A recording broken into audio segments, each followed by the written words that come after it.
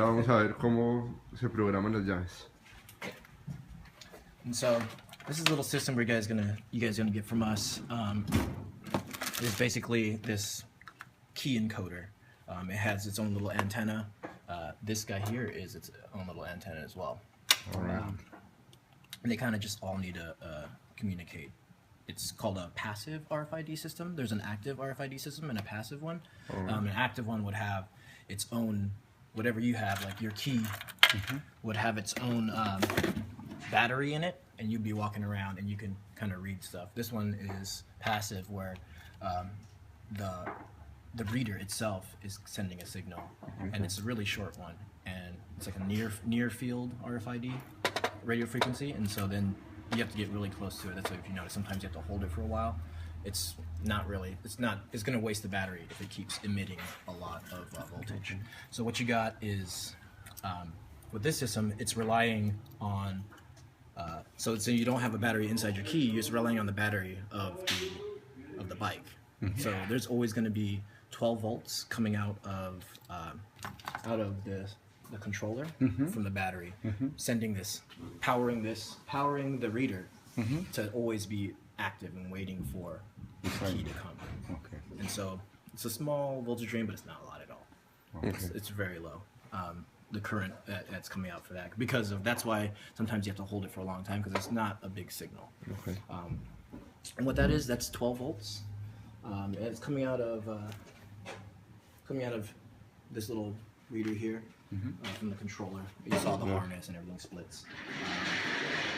And that's why that whole harness had split into 3 different cables, because the other systems don't need 12 volts to run. They just need 5 volts. The lights and the kill switches. They just need, so that it kind of split it all up, and it's able to send the right voltages to power certain things. Okay. That's part of one of the steps to read, to see if your display is or is not working. Are you getting 12 volts from the 12 volts. Yeah. Are you getting 12 volts from the controller? If you're Okay. not, so your battery has to be hooked up. You don't have to turn the bike on, but you can disconnect this. I made a couple of these for you guys as well. All right. Because of the hole is so small, you Yes. can't stick the Alright. stick the probe in there. So what I do with this is I usually can you hand me the meter?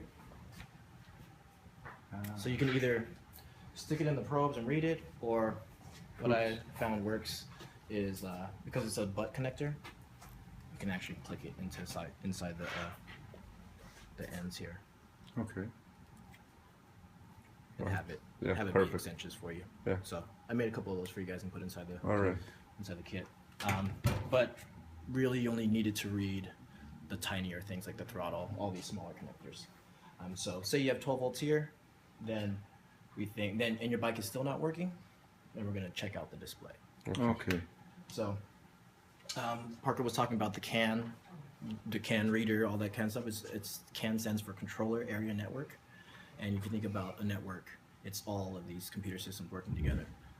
And so, like I told you guys before, the battery has its own computer, the controller has its, and the display has its own computer. Okay. And so that's the network that you need to run. And that's why whenever we were unsuccessful, we were unplugging and plugging it back in, because this is part of the network as well. All right. It needs to be all connected. Okay.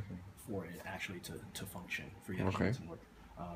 And what we did was we went in through this side, so we became the display with the computer. So the computer became the display, so you didn't need the display to work in the network. But when the regular bike, you kind of needed to work for the whole bike to work.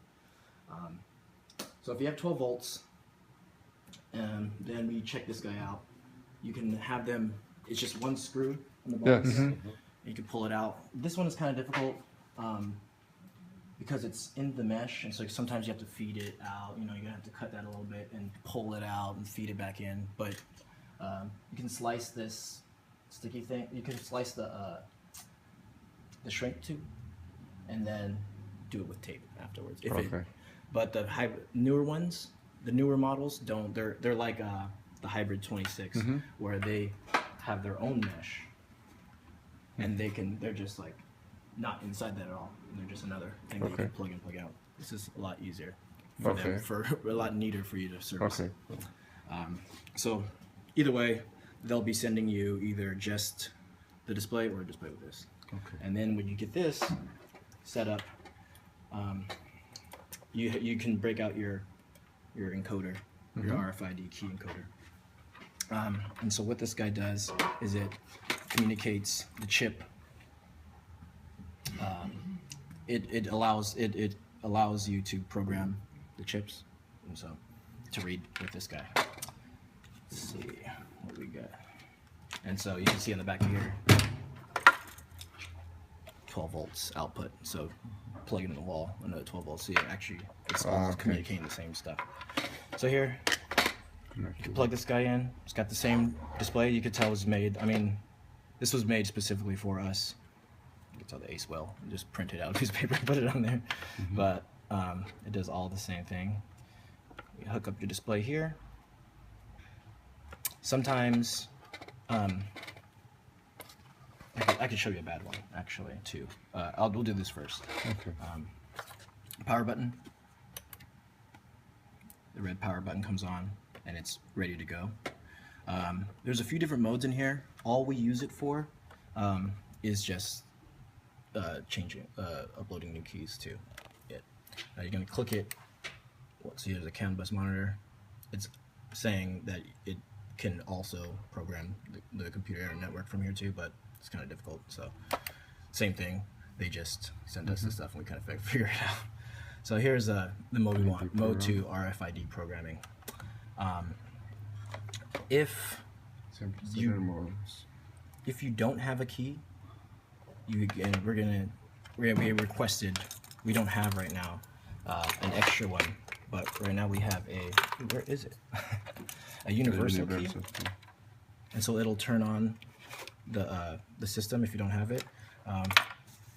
Say this customer did bring a key to, and they sent it back with you. They lost their key. They want another one. So then you got to have the original key. Or for right now, if you guys have the original key, you're good. Okay. The universe. Okay. So you can turn the system on. And it's got 12 volts to run. So now all you need is the tag to turn it on. And once that goes on, you can see that another light came on. Green one. And so from here, it still says, it acts like it's still, it's on low battery. It's only got 12 volts instead of 36 volts, but it's still going on. So, and there's no miles per hour. But from here, we just put our key sitting on top of this antenna now, because now we're gonna be able to program. So this little signal is an antenna here. And then, I guess I can hold this way. And then we're just gonna keep, so that was the mode setting was the top button, and the set is actually like the signal, like, all right, let's go. So we just keep clicking this until it recognizes it. Nothing. There it is. So now it's saying, this is the only key that is available, basically. That was reprogramming one thing for another thing. So line 1, so key number 0 is key number 1. You can see the code. It's a 10-digit code. They're all unique. This one just happened to be that the first key that turned it on was is now the second key. So if you wanted to do this to program a new key, we would have just put a new fob on there, and then They have to be empty. yeah, they're all empty. We have, you have like a whole bunch of different ones. Okay. And then But you do anything with the universal key, right? that's only if you don't have a key. You see? Yeah. See. So But now you put the new key, now put a new key. and you But you start twice set. Sí, no, se lo prende con la universal. and then I cuando lo clicked it tengo twice acá. again, and now you can see that the second key is on there. So I'll do it again here with this one. This is the first key. Let's go. Actually, let's do the second key again. So Set 1, 2 times. 2 times, or in times unless you get a response. So now, because this key 018931330 was done twice, this is the only key that can turn on this thing, plus the universal key. we'll only be able to turn this on. So now we can actually see if it works. It'll turn it on and off. But the other key, Now this one won't, because I programmed it twice for this key. So if I try to do something with this, nothing happens. So now, so you can take somebody's keys away from them. If it was like broken, you can make them a whole new set. But you only get two. You only get two. So now we'll do